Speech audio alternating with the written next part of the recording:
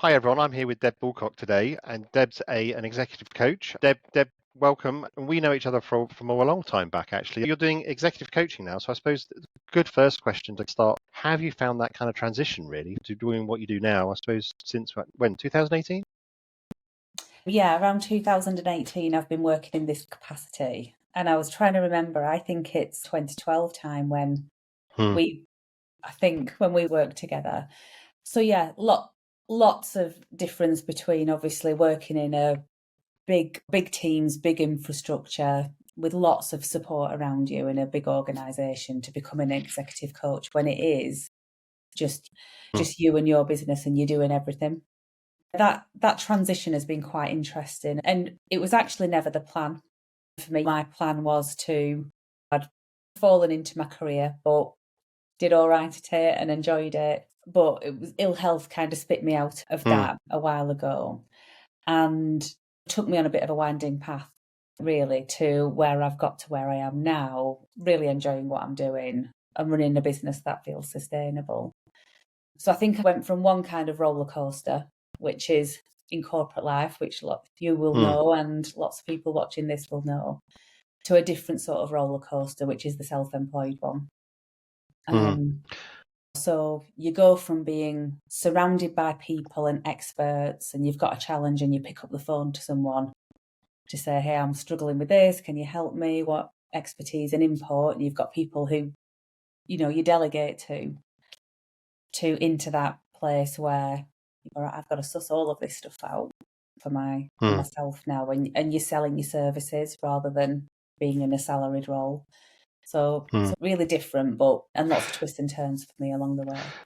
One of the challenges when you're running your own business is managing time, splitting time between marketing activity. And we were just chatting about LinkedIn posts as an example, marketing activity, sales activity, and then delivery activity. And how do you manage that in terms of trying to find the right balance, really? I think that's really tough. I think it's the golden question, really. So I would say from a coaching point of view, like I didn't get into coaching because I wanted to do business development. I'm in coaching because I want to do the work with people. So doing business development and sales and marketing has been a really steep learning curve for me. But obviously in the early days of business, I was spending a significant majority of my time in the business development space because I didn't have any clients at that point in time. And it was therefore not as enjoyable for me in those early days because I was doing a little bit of what I really wanted to do and doing a lot of what I needed to do to build a business, which isn't actually what I found enjoyable. I feel in quite a fortunate position where I'm sat today because the balance has swung the other way. So the majority of my time is with clients. I get support for some of my marketing activity. But I also feel like I've found what works for me in terms of business development and marketing as opposed to trying everything, which is what you do at the start. Yeah. My network is really crucial, and LinkedIn is a really powerful channel. And how common do you think that is, just going to almost like the coaching side of things, which is one of the things that we can tend to do as humans, is try and do it all, right? So and that it becomes really apparent when you're running your own businesses. You have to do everything. You're cleaning the office, you're making sure you're doing the marketing, doing the sales, you're doing your finance, you're doing your expenses, and you're doing delivery as well. And you're right. So when you're in a larger company, you get some people do that for you. And actually having a good team of people who complement you is really a good sort of like leadership trait. How common do you think you find that, particularly in your coaching business, around people trying to do everything and not recognizing that they need support maybe in areas where they're not quite as strong at? I think it's really common, isn't it? Whether someone's self-employed or in a big organisation, that does come up as a common coaching topic as well, around helping people to let go. One of my mottos as a self-employed person, now that I'm in a position to be able to invest in things, is do what you do best and outsource the rest. So that's something that I really focus on, whether that's about getting someone to help you with admin or whatever it is. So I think it applies really neatly in the self-employed space, but obviously you've got to be you've got to be generating some revenue to be able to invest in those things. So to start with, most people are doing it for themselves.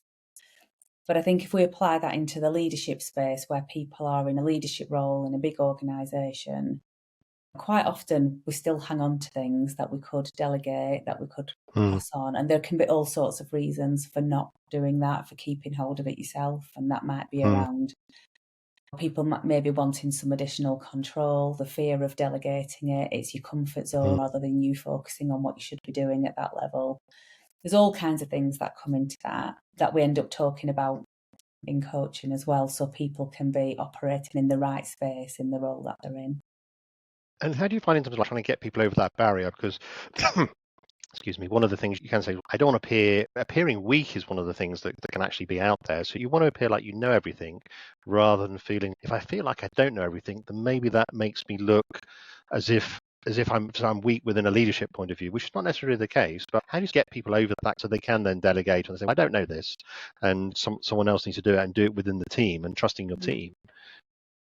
I guess it's like any problem that you could come across with any topic, it's trying to get to the root cause of why is that behaviour in place. And sometimes they might be very practical, legitimate reasons. Like, do you know what? My team is under significant stress, or we've got 50% vacancies in leadership roles, and it just doesn't feel right to lay more pressure on. So sometimes it can be very practical things, but more often than not, it is something that's related to confidence or comfort or fear. And there isn't just a one way. So identifying what the actual root cause of that behaviour is the first thing. And then challenging that and testing new ways of doing things and finding out the steps someone's willing to take to try something new is the way to move it forward. But I guess what I was going to say is in coaching, as long as you've got that trust that between you that withstands challenge, you're able to do that. And that's one of the critical factors that when, you're there as coach or someone's choosing a coach is to make sure that you've got a level of respect for them, that you trust them, that you know they're not going to hold you in judgment for anything that you say. And that allows you to cut to the chase a lot quicker and start moving things forward. And I know you've written a couple of books now as well. One was like Confidence Confessions, I think is the new one that's just come out, and you wrote another one around stress and burnout. I think originally, which is on Amazon as well, which I did see that, so I'll give you a plug, and I'll put it in the link below. How have you found that in terms of, particularly since then, when you wrote the first one, we've been through the whole sort of pandemic, haven't we? Being locked down, you can't get out to people, doing things much more online. Are you finding that people's levels of stress, burnout, confidence are changing since you've been doing coaching? Has it changed? So if you look at some of the data that exists, which I always just take as a baseline, because when you look at, say, like stress-related absence or what have you that's reported, I always think it's going to be underreported, isn't it? It's going to be underreported because there's still stigma associated with it, so people aren't always truthful about the reason for absence. But during COVID, it really peaked.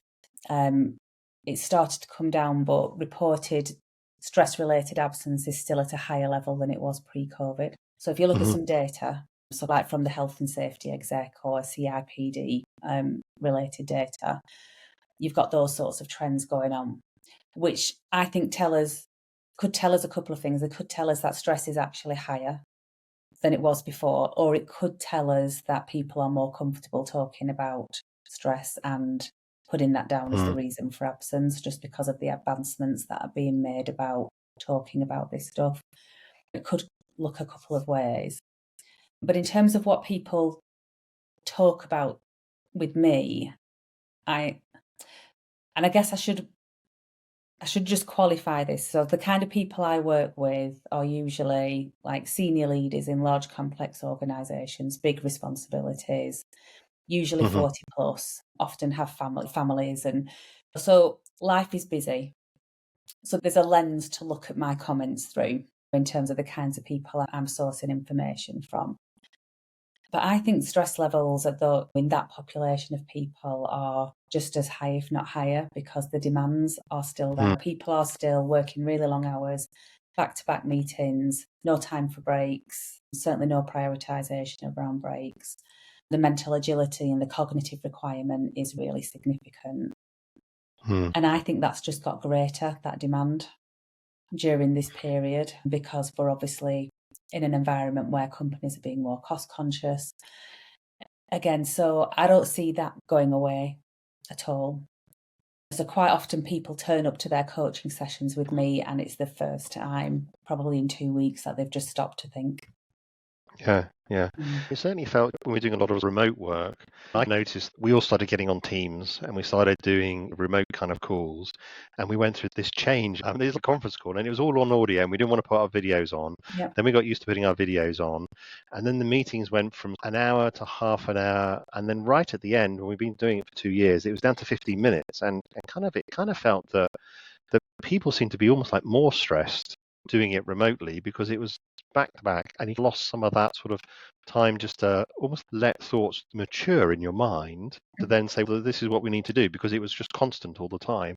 And we've come out of that, but it doesn't feel like it's gone back to the way it was before, where you'd have a meeting before and you'd have a bit of time and you'd have a bit of quiet time, then busy time, to like really almost like walk at a human pace rather than as this sort of like hyper intense kind of pace. I'm not sure if that's fair. That might just be the people I interact with or what I see or how I've seen it. I don't know if that's fair in terms of it feels like something's changed. It's an I don't know, interesting observation. So I can say with absolute certainty that every single one of my clients has their think time is in their personal time, definitely not in work time. They are absolutely, back to back, stories of not even having a loo break, really full on. But interestingly, that was always my experience as well from years ago, that there wasn't that space between things. So has it changed? Doing things on Zoom, on Teams, has definitely changed things, hasn't it? And it is more intense. Yeah, being in a meeting like this and really concentrating does take more cerebrally from you than being in an in-person meeting. So if you're doing this back to back all day, it's a lot more draining, arguably, than what it would be in an in-person setting. But even the fact that you're not walking from one meeting to another. So even if you were back to back in an office, it's unlikely you've got the same meeting in the same room. So you do have to walk somewhere to do something. And even that could give you the break that you don't get when it's in a Teams environment. Yeah, exactly. Or going down to the canteen or whatever it is, it gives you a little bit of a mental break. Yeah, it's more around having 3 meetings at the same time that gets tricky. I suppose I was leading me into the themes really around burnout and stress and those kind of things, in terms of what you're seeing around that. From what I suppose I've seen is certainly the last, I'd say, since the summer, and particularly over Christmas, it feels like the pressure's gone up again. We're seeing potentially, even in the industry, there's more layoffs now than there have been historically. It feels like that's starting to filter through. We've been going through things like cost of living, those kind of things. So it feels like that pressure's increasing. What are some of the warning signs around burnout, stress, and then maybe a little bit around what are some of the things to think about, I suppose? So I guess stress and burnout are obviously quite often talked about in the same breath. And whilst they overlap, they are different things. So stress is something that we experience, we perceive. And stress isn't all bad. So stress has a bad reputation, but some stress is good and it can really help us to perform. But obviously, heightened stress levels over an enduring period, it disrupts our physiology, leads to longer term health impacts. So we know that's a difficult thing. And quite often people talk about like cardiovascular health associated with that, but there are really significant links to things like gut health, mental health, like hormone health. It just impacts every system in your body, does stress and can disrupt things. And as a result, symptoms of stress, when it's becoming a problem, can be really varied. When you talk about warning signs, so in my book, I talk about this is a whole list of warning signs that you could be watching out for, and it can range right through from digestive related issues to someone experiencing migraines to someone feeling tired all the time. It can be really varied. So the trick with something like stress and understanding it is understanding how you manifest stress. So knowing what your stressors are and how you respond to it, and then being able to tune into those things is really important. So there are some obvious things, aren't there? People might talk about muscle tension or like getting tight or emotionally, not having enough patience as they might do. But it's just significantly greater than that. And I think me training as a nutritional therapist before I became a coach, it really helped me to understand all of that. So quite often someone in a session will be talking about, I'm not sleeping and I'm going to the doctors because I've got IBS and health complications. You can go, there's a root cause in all of this, and it is probably stress related. So early warning signs, I know that's not a straightforward answer, but it isn't straightforward.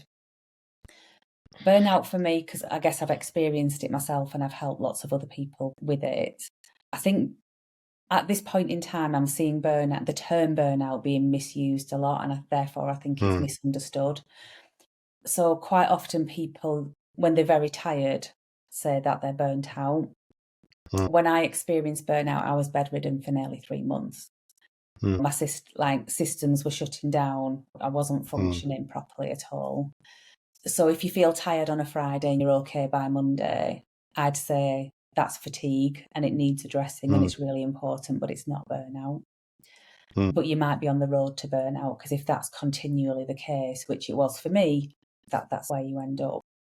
So I'm finding burnout stats quite hard to follow at the moment, because they're not necessarily, they're measuring stress rather than burnout and what have you.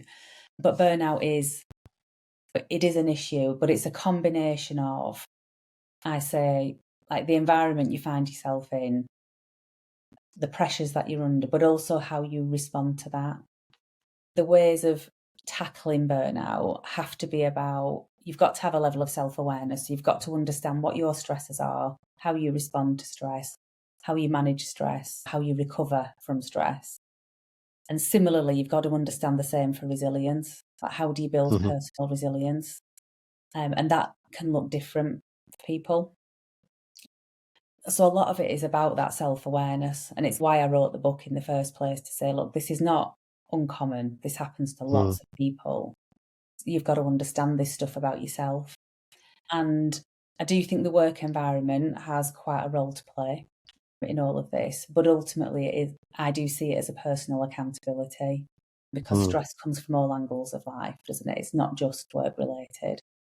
Yeah. And I do think that the increase in people's appetite for understanding of, like, just health and wellness and how to look after themselves, and the explosion of like health related information is working well, I would say. I think that's making a difference in some way, shape or form. But I think the workplace element is I think, a tricky topic. I probably have some controversial views on that, but thinking about how you can influence this stuff in the workplace. Yeah, it's a bit of a double-edged sword, I think it feels at the moment, because on one hand you've got much better recognition of terms like stress, as an example, or burnout, or even other kind of stresses that we have on our own psychology, and there's much better understanding, recognition around that within the workplace and just generally within society as well. And I think we're recognizing it more, and people are much more sympathetic than they ever used to be when I was younger, 20 or 30 years ago, really. However, we've also got this increasing sort of acceleration, or technological acceleration, where things are like almost like getting jammed into smaller time frames. We've got different kind of tools. It feels like we're becoming much more, even just like setting meetings as an example. Before, you used to phone up and say, are you free? Now it's all done through Calendly, you can't say it, or it's done automatically, and everything's done through we feel much more like a cog in the machine. So is that generating the stress? Yeah, we can talk about it more. It feels like it's a bit of the two seem linked, and it's a bit of a sort of, say, a double-edged sword, really. I don't know what you think. Yeah, a couple of thoughts on that. What I'm saying is not new to anyone, but obviously technology is keeping us on all of the time, doesn't it? So as well as it creates significant ease and efficiencies in the way that we do things, but it's meaning that we don't switch off. And it does mean that, someone can decide at 10 o'clock at night that they're going to book an appointment with me, and they go onto my system, but they can do all of that. It removes a bit of the human element, doesn't it? Which is also important. But in the workplace, what I see is an expectation, particularly at senior levels, that people are on all the time. So You are responding to your emails as soon as they come in and what have you. And some of the most effective people I observed in the workplace, because I don't think I ever truly achieved this for myself, were people who went, I'm looking at my emails in this time. My agenda is not driven by someone emailing me. My agenda is driven by what I'm trying to achieve in my objectives, and what my team need and what my business area needs, as opposed to the 50 people that have emailed me this morning requesting information, and you become a slave to that. So I wonder if it's, for me, it's technology. So not necessarily being a cog in the machine, but it facilitates some great things, but it drives a set of behaviours which I think can actually make people ineffective and stressed. But our reaction to it, and talking a bit about our psychology, a reaction to an email coming in or a notification on social media is like you have to respond straight away. And it's almost like we're training ourselves to have to respond straight away. And the expectation is to respond straight away. And if you look at kids today, they get upset if you haven't responded straight away. And that's kind of the psychology that's going on amongst Snapchat and WhatsApp, or largely Snapchat, TikTok, those kind of things. And but that's for us to control whether we do respond straight away and the expectations. And that's the piece it sounds like it needs to change to a certain extent. We need to have a different relationship with technology and maybe I like the idea of almost like walking a much more sort of a human pace rather than the computer pace, which is just like very task orientated. Yeah, I couldn't agree more. How we achieve that is the trickier thing, isn't it? And I do think there's a responsibility for leadership in the workplace, isn't there, in terms of what expectations they have around that, because that sets the tone and the culture in the entire organisation about those things. And it does translate through into your personal life, doesn't it? Whether you're using social media for business or for personal reasons, what you're actually using that for. And I suppose if all you're doing is responding to emails or responding to messages, then you've lost control, haven't you? You've lost control because your tasks have been driven by the machine or by whatever it is coming in, rather than having your time where you're deciding what to do versus not, and then you can control what needs to be done versus not. I mean, it needs to be the right thing, but you've got a different kind of, you're in control at least anyway, which gives you a sort of a sense of mastery. Maybe is maybe what I'm looking for. Yeah, I'd agree with that, and it's also about, for me, about running your day to your own agenda. Because as soon as you're responding to emails, you're just responding usually to someone else's agenda. So set aside time for doing that, being helpful and responding to things. But if it's not serving your agenda, whether that's personal, professional, does it deserve that amount of time? But it's so much easier said than done. Really. Yeah. I want to link that back to remote working, actually. So there's been a bit of debate, and it's interesting. It changes by country, actually. Spent a bit of time back in North America, and very much there the theme was around trying to get people back in the office. I see some of that here, but not to the same extent in Europe. I think people are much more comfortable with hybrid kind of working. Seems to be where we've landed. But is that the same thing in terms of, it's a bit of a battle of control in terms of we've got to have people back and we've got to control things, or we don't trust people that are actually going to do the work, versus people at home saying, look, we're completely trustworthy, we've got the stuff done, I don't want to spend 2 hours a day commuting in. Maybe from that you can see which side of the argument I sit on, but how do you think that's going to evolve, really? Because that feels, certainly in some markets, is a bit of a battleground in terms of where we need to be and whether we're going to be more effective or not. And there's arguments evolving from there, really. Yeah, I think I can say with certainty I don't envy the leaders who are making the decisions on this stuff at the moment. I definitely hear both sides of it. I work with leaders who have teams and they want them in the office because that's when they believe they see the best results. And I work with people who feel like they're being forced back to the office and it's really reducing engagement and commitment and motivation. I don't know where we're going to land on this ultimately, because I'm still seeing lots of companies now making their policy decisions around how many days in the office need to happen and trying to create some flexibility within that policy, but making a statement about it. But it all comes down to, I think it comes down to trust. If you can technically, physically do your job remotely, if you've got the tools and you've got the engagement and you're highly motivated and skilled, then surely you can do it and you can make your decision around where you do that work and where serves you best. But obviously in a big organisation, you need to be consistent most of the time. You need to have a level of consistency over what people do. So really what you want to do is say, you know what's best for you and you do that. In my mind, that would be the ideal, because some people absolutely just crave being in the office. I've got some clients who are in the office 5 days a week, hated being at home. It really affected them. And they actually enjoy the commute because of what downtime it gives them from a Yeah. cognitive perspective. So Yeah. everybody's different, but what you're doing in a big organisation is trying to drive fairness and consistency. So I just think you're in a no-win situation on this Yeah. topic.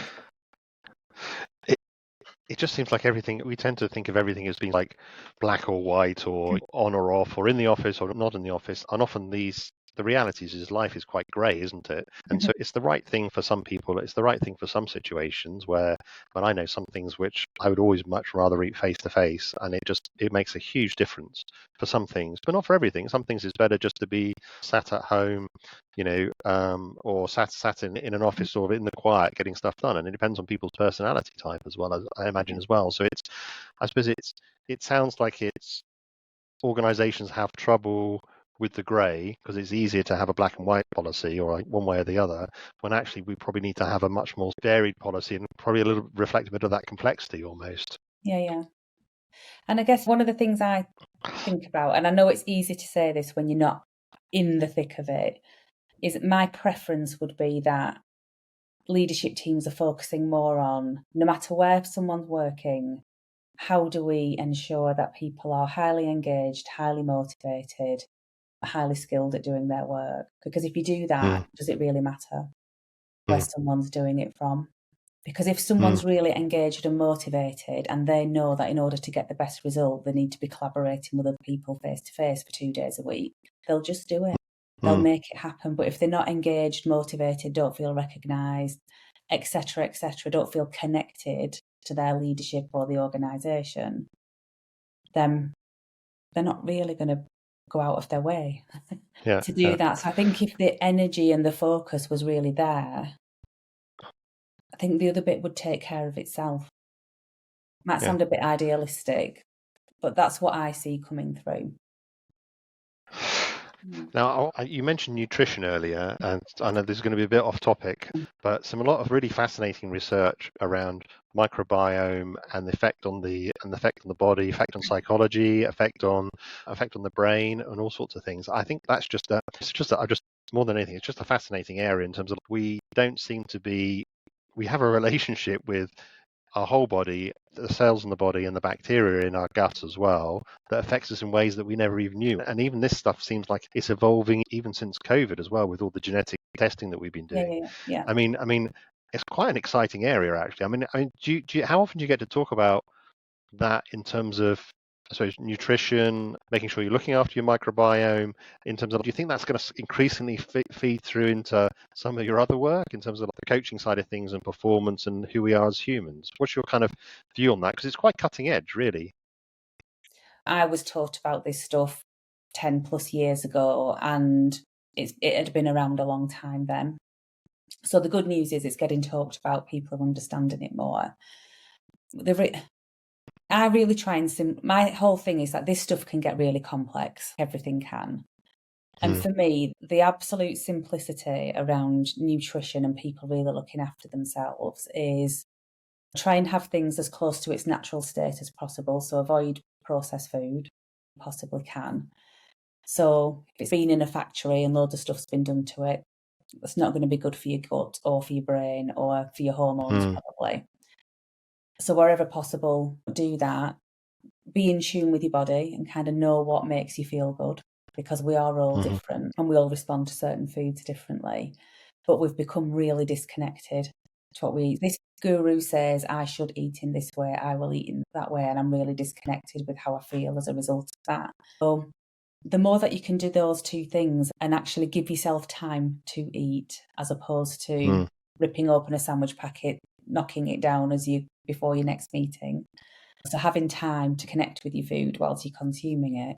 If you do those things, which are not easy things, but if you did, that's a simple way to handle it, and you're probably feeding yourself.